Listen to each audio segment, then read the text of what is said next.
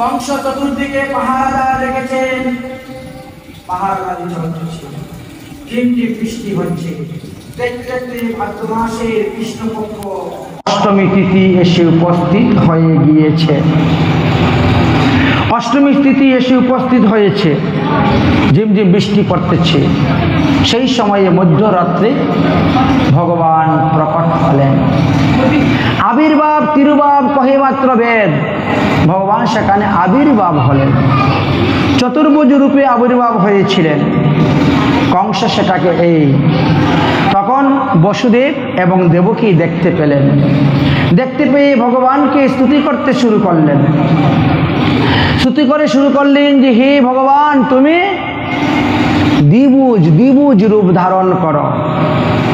যদি দুষ্ট কংস দেখতে পারে এখনই তোমাকে সংহার করবে। এই কথা বলে বারবার তাকে স্তুতি করতে শুরু করলেন। তখন ভগবান বলছেন, ওগো ওমা, তুমি চিন্তা করো কেন? আমি তো বহু জন্মই তোমার নন্দন। প্রভু বলে, শুনো মাতা, স্থির করো মন, শুনো যতক জন্ম ছিলাম আমি তোমার নন্দন। চিত্ত দিয়া শুনো মা আপন গুণগ্রাম, কোনো কালে ছিল যে তোমার কৃষ্ণী নাম। তথায় ছিলা তুমি আমার জননী, তবে তুমি স্বর্গেতে এসে হলে অদিতি আপনি। তবে আমি হইলাম তোমার পুত্র বামন অবতার, সেই কালেও জননী ছিলে যে আমার। তবে তুমি দেবহূতি হইলে আরবার, তথায় কপিল ছিলাম নন্দন তোমার। তারপরে তবে তুমি কৌশল্যা হইলে আরবার, তথায় শ্রী রামচন্দ্র পুত্র যে তোমার। অতএব এবার তুমি দেবকী রূপে এসেছ, আমিও তোমার পুত্র রূপে এসেছি। অতএব চিন্তা করিও না, আমি দ্বিভুজ রূপ ধারণ করব, ছোট্ট সদ্যজাত শিশুর রূপ ধারণ করব। আমার কৃপাতে তোমাদের হস্তপদ্মের বন্ধন শৃঙ্খল হয়ে যাবে এবং কারাগারের দরজা খুলে যাবে। এই পৃথিবীতে একমাত্র তিনজন লোকই সজাগ আছে, আর সবাই নিদ্রিত। বসুদেব, দেবকী আর চন্দ্রদেব, আর সবাই মোহনিদ্রায় নিদ্রিত আছে। অতএব আমার এই লীলা কথা আর কেউ জানতে পারবে না। আমাকে এখান থেকে নিয়ে গোকুলে গিয়ে নন্দালয়ে যাও। সেখানে গিয়ে দেখবেন যশোদার পাশে যশোদা এক কন্যা সন্তান প্রসব করেছেন। সেই কন্যাকে কুলে করে নিয়ে আসো, আর আমাকে সেখানে নিয়ে রেখে আসো। তোমরা যখন ফিরে আসবে, তুমি আসবে, তখনই দরজা বন্ধ হয়ে যাবে। বাস।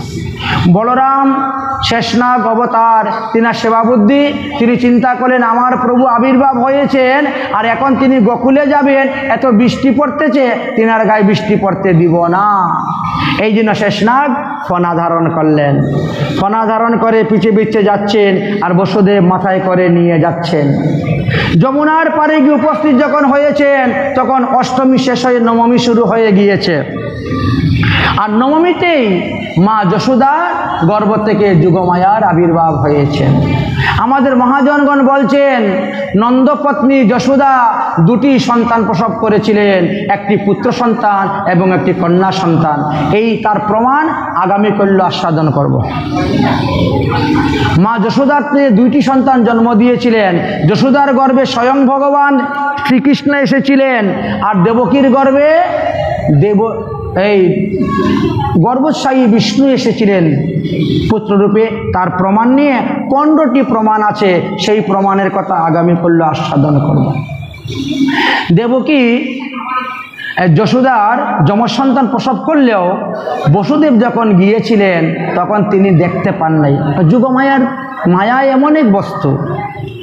নদীর তীরে গিয়ে উপস্থিত হয়েছেন, ভরা নদী দেখে তিনি চিন্তায় পড়লেন। যুগমায়া শ্রীগালিনীর রূপ ধারণ করে যমুনা পার হয়ে চলে গেলেন। তখন বসুদেব সেখান দিকে রওনা হলেন, কিন্তু যমুনা দেবী ভগবান শ্রীকৃষ্ণের চরণ স্পর্শ করার জন্য উচ্চলিত হয়ে উঠে গিয়েছিলেন, কারণ এই যমুনাই হলেন সেই বিরজা।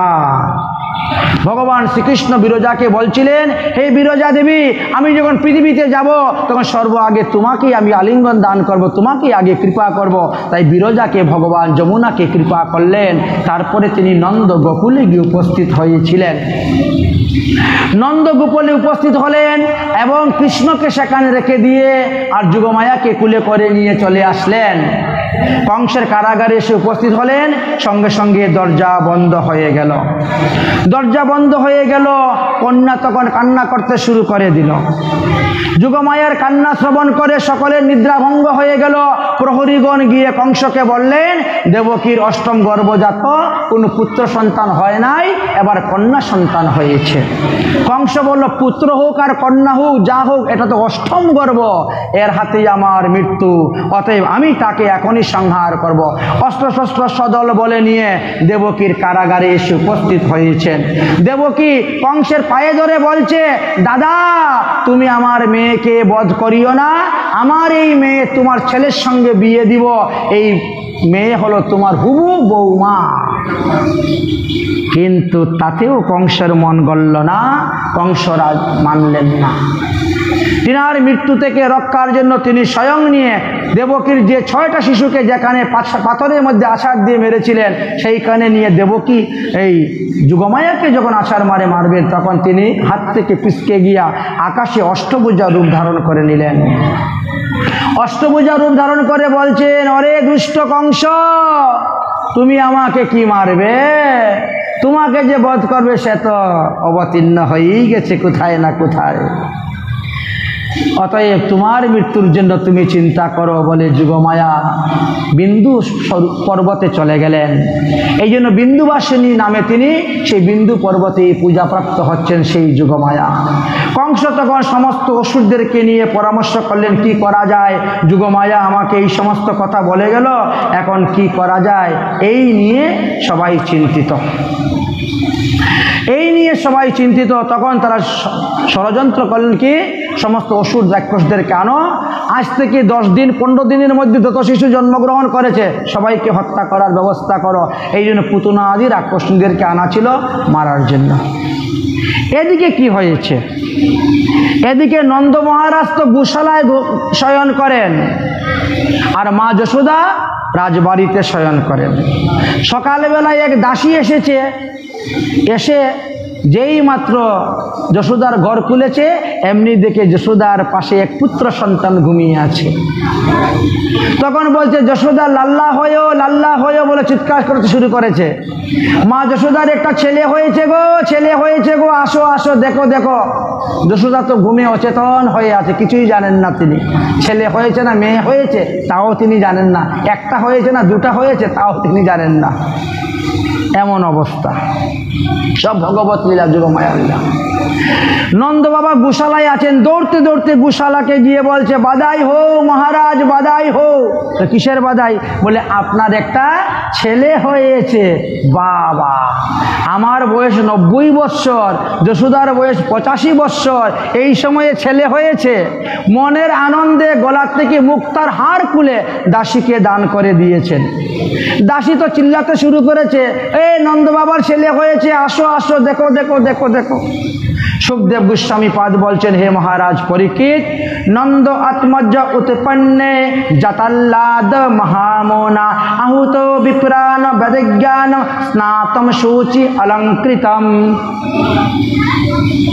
নন্দ আত্মজ, নন্দ মহারাজের ছেলে হয়েছে, এই জন্য নন্দ মহারাজ কি করলেন? তাড়াতাড়ি স্নান করে আসলেন, ব্রাহ্মণদেরকে ডাকলেন, তারপরে নান্দিমুখী শ্রাদ্ধ করলেন, পুত্রের জাতকর্ম সংস্কার করে তিনি অসুস্থ থেকে মুক্ত হয়ে গেলেন। নান্দিমুখী শ্রাদ্ধ এবং জাতকর্ম সংস্কার করাইলেই পিতা শুদ্ধ হয়ে যায়, কিন্তু মাতার গায়ে 10 দিন থাকবেই অসুষ। ব্রাহ্মণ ছাড়া অন্যান্য যারা, তাদের 1 মাস মায়ের গায়ে অসুষ থাকে। ব্রাহ্মণদের 10 দিনেই সেই অসুষ নিবৃত্তি হয়ে যায়, আর পিতা স্নান করা মাত্রই তিনি অসুষ থেকে মুক্ত হয়ে যান। এই জন্য নন্দ মহারাজ মনের আনন্দে তিনি দান করতে শুরু করলেন। কি দান করেছিলেন? 20 লক্ষ গাভী দান করেছিলেন, ছেলে হয়েছে বলে মনের আনন্দে। প্রতিটা গাভীর পাগুলাকে রূপা দিয়ে বাঁধিয়েছেন, শিংগুলাকে সোনা দিয়ে বাঁধিয়েছেন, সোনার জরি কাপড় দিয়ে সুন্দর করে সাজিয়ে 20 লক্ষ গাভী তিনি দান করেছেন। তারপরে 7 পর্ব তিল দান করেছিলেন, অর্থাৎ 56 মণ তিল।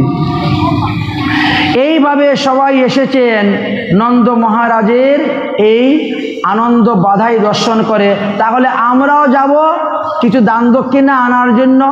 শুধু খালি ব্রাহ্মণরাই অধিকার নাকি দান গ্রহণ করার?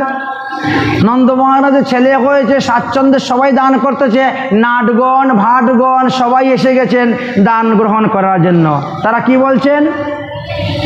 গোবিন্দ গোকুলে আয়ো, গোবিন্দ গোকুলে আয়ো, গোবিন্দ গোকুলে আয়ো, গোবিন্দ গোকুলে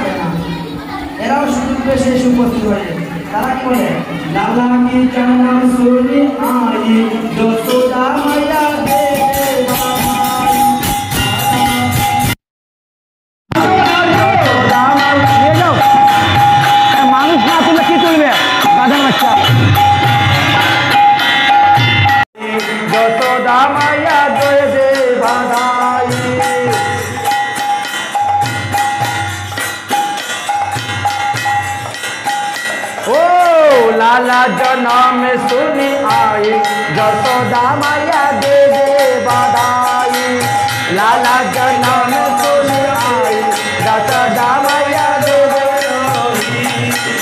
दे दे बधाई मैया दे दे बधाई दे दे बधाई मैया दे दे बधाई दे दे बधाई मैया दे दे बधाई दे दे बधाई मैया दे दे बधाई। ओ लाला जन्म सुनी आई जसोदा मैया दे दे बधाई।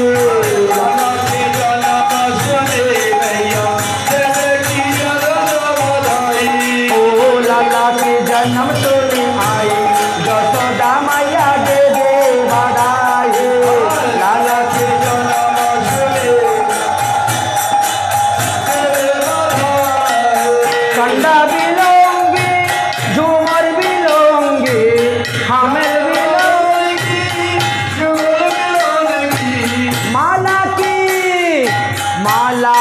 कर दे सदाई जसोदा मैया दे दे बधाई। लाला जन्म सुनी आई जसोदा मैया दे दे बधाई दे दे बधाई मैया दे दे बधाई दे दे बधाई मैया दे दे बधाई दे दे बधाई मैया दे दे बधाई दे दे लाला जन्म सुनी आई जसोदा मैया दे दे। ओई चला जाओ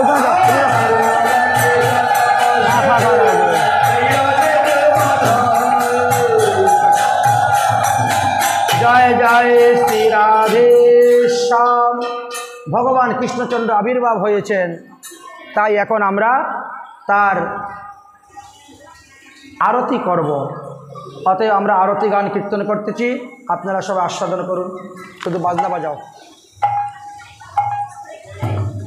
आरती बालो कृष्ण की कीजे आरती बालो कृष्ण की कीजे आरती बालो कृष्ण की कीजे आरती बालो कृष्ण की कीजे। अपना जन्म सफल कर लीजे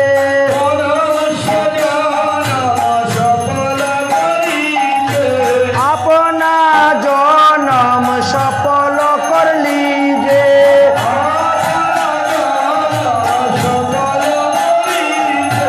आरती बालो कृष्ण की कीजे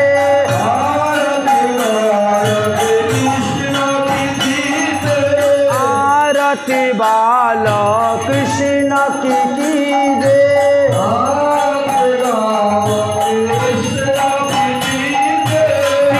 यशोदा की परम दुलारनी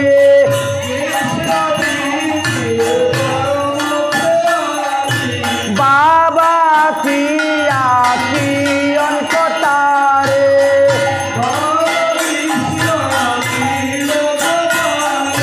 गोपी को प्राण चुबारे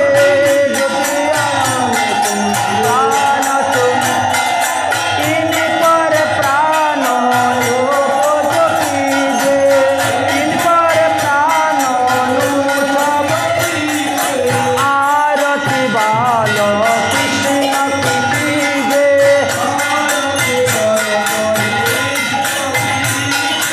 बोलो दाऊ जो को छूट भैया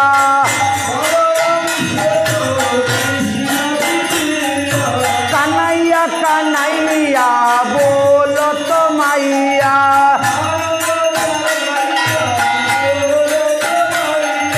परम मूर्छित मन में तो बोलैया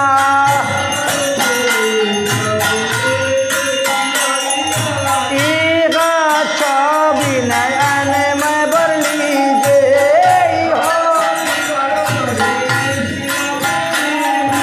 आरती बालो कृष्ण की कीजे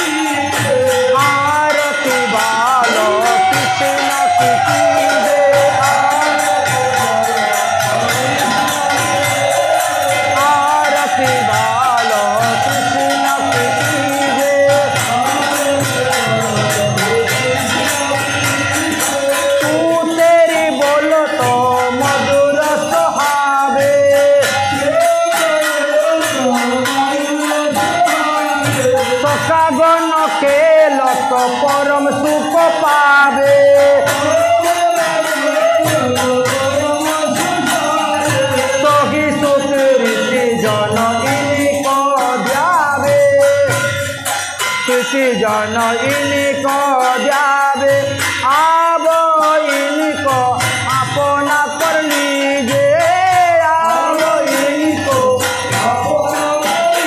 और आरती वालो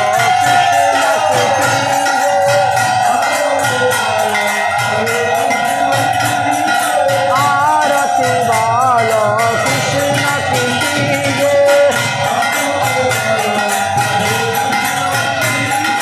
हरे कृष्णा कृष्णा कृष्णा हरे हरे हरे राम राम राम हरे हरे हरे कृष्णा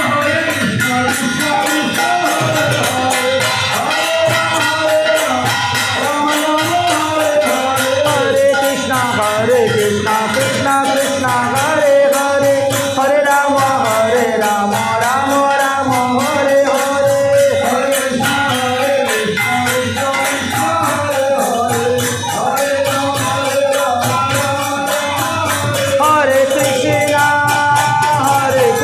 कृष्णा कृष्णा कृष्णा हरे हरे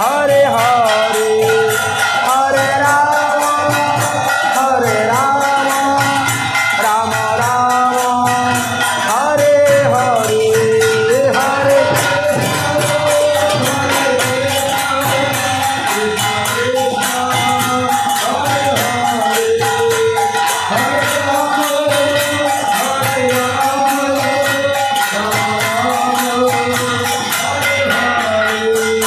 जय राधे जय राधे जय राधे जय